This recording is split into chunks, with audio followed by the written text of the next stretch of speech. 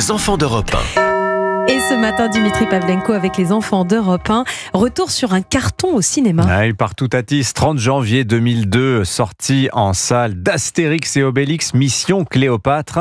C'est Lord d'Autriche, le film le plus vu au cinéma en France en cette année 2002, avec 14 millions d'entrées. Oui, Alain Chabat signe la réalisation d'Astérix et Obélix, Mission Cléopâtre, qui est l'adaptation de la BD de Goscinny et Uderzo. Défi difficile à relever, car le film arrive après celui de Claude Zidi, qui a fait 9 millions d'entrées. Alain Chabat a gardé le même casting que celui du film de Claude Zidi. Christian Clavier pour le rôle d'Astérix et Gérard Depardieu en Obélix. Un truc en X. Rix, Astérix. Et lui, c'est Obélix. Et le petit chien là, c'est Idéfix.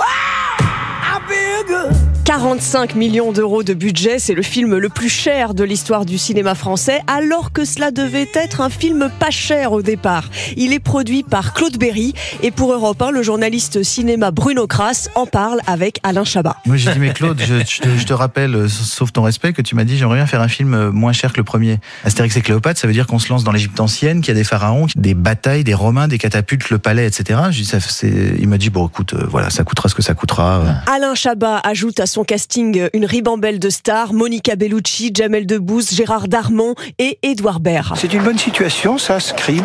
Mais vous savez, moi je crois pas qu'il y ait de bonnes ou de mauvaises situations. Le 30 janvier 2002, c'est le grand jour. 900 salles projettent le film et à Nantes, pour Europe 1, François Coulon sonde les premiers spectateurs. J'aimais quand il boyait la potion. À l'applaudimètre, c'est Jamel, le corrosif numéro bis, qui décroche le pompon. Vraiment super, hein. Je crois que c'est un 20 sur 20, je dirais même. Faut refaire une suite. Hein. Ouais. Ah non, c'est vrai. Non, mais ça mérite un César.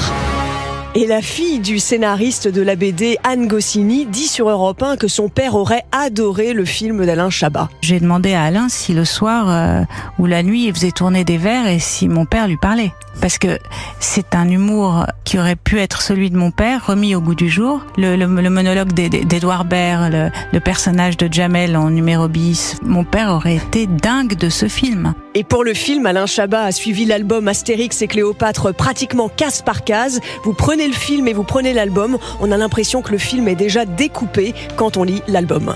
Merci Lord d'Autriche, merci à Sylvain Denis aussi aux archives d'Europe 1.